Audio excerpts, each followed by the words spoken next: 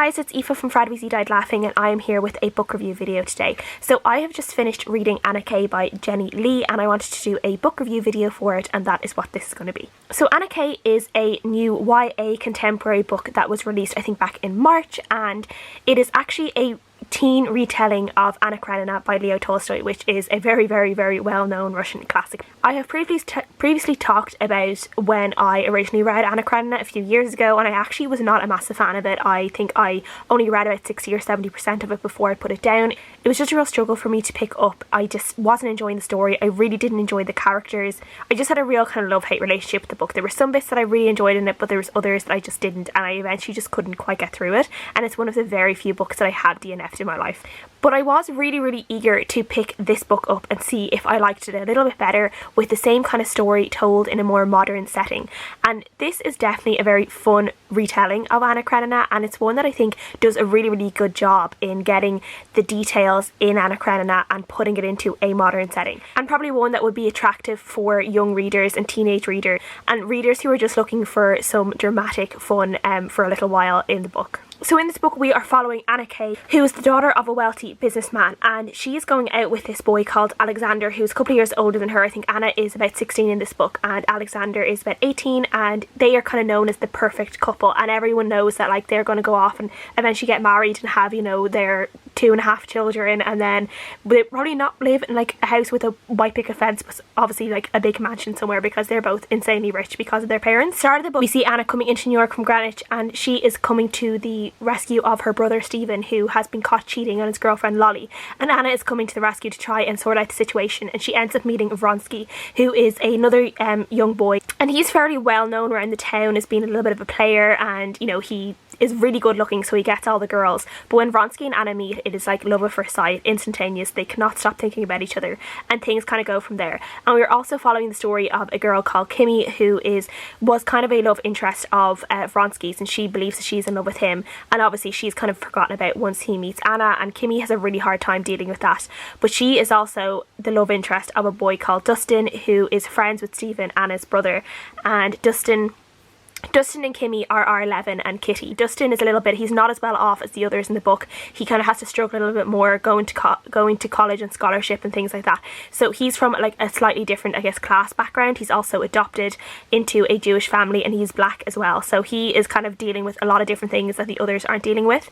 The other characters in this, Anna and Stephen, are both biracial. Their father is Korean, so they are half Asian, the both of them. There is some discussion there about what it's like to kind of be the children of a Korean father, and to come to have like half of their family being Korean and have a lot of expectations on them from the Korean side of their family, and just kind of what it's like, and some of the casual racism that is thrown at them now and again by their friends, like things that like their friends probably don't actually realise is racist, but it is. And we see that come up a few times in the book. It's really interesting to see how the characters think about it, and not even Stephen and Anna themselves, but people like Lolly, who's obviously going out with Stephen, she witnesses herself some of the racism. I actually really enjoy the characters in this book. Like, they are very much not relatable at all because they are just insanely rich, and like these kids are all like 15, 16, 17, and they are like doing hardcore drugs a lot of alcohol, living quite independent lives from their parents, and you know, have all the money in the world basically to throw around, and so their lives aren't very relatable, and you should kind of want to hate them.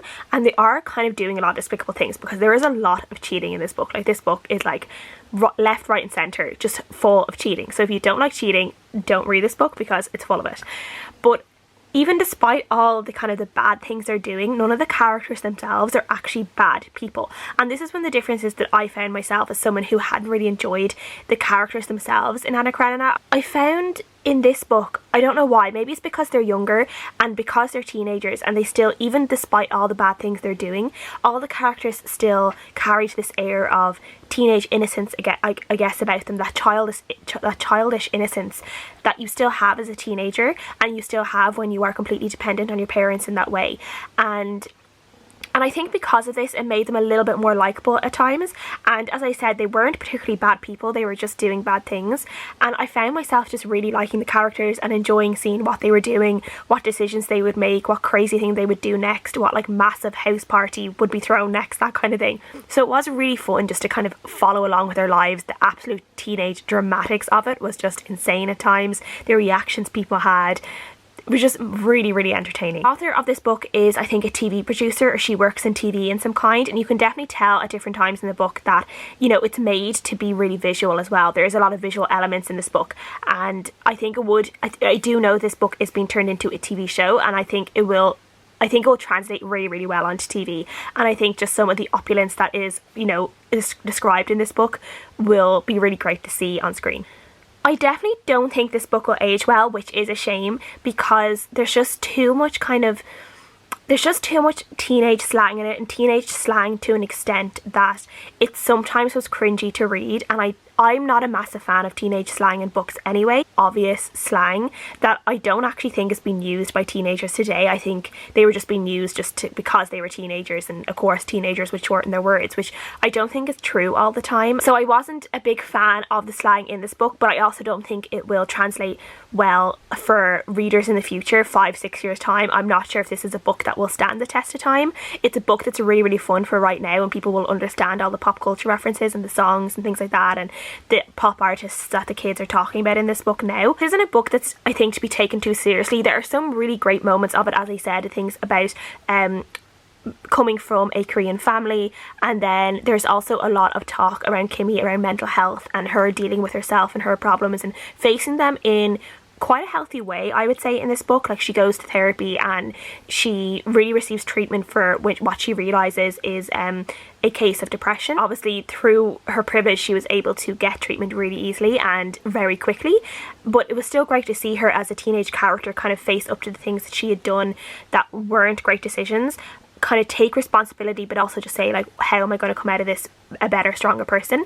And that's really what she did, and she made some really great decisions afterwards in terms of that. There's a lot of insta-love in this book. It's just the name of the game when it comes to Anna Karenina retelling. You're going to have insta-love. So again, you do have to just kind of believe in it for a while, in these characters who fell in love at first sight on a train, and go along with it. And there were times, and particularly between Anna and Vronsky, I did definitely feel it. I did really, like, feel for them and feel for some of the issues that Anna was having in terms of, obviously, she has a boyfriend. I mean, Dustin and Kimmy, I think I would have liked a little bit more time on the page of the two of them really together and really talking, because I feel like we only got a couple of instances of them actually together and really getting to know each other before they were separated and Kimmy kind of went on her own journey. I definitely think to describe this book, it would be like Anna Karenina meets Gossip Girl meets a bit of Cruel Intentions mixed in with Crazy Rich Asians.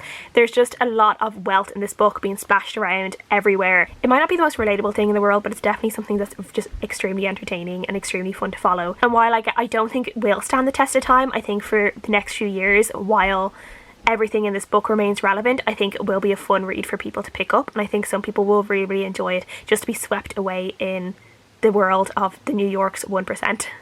So if you've read this book, please let me know what you thought down below. I would love to know. Thank you guys so much for watching, and I'll see you guys again next time. Bye!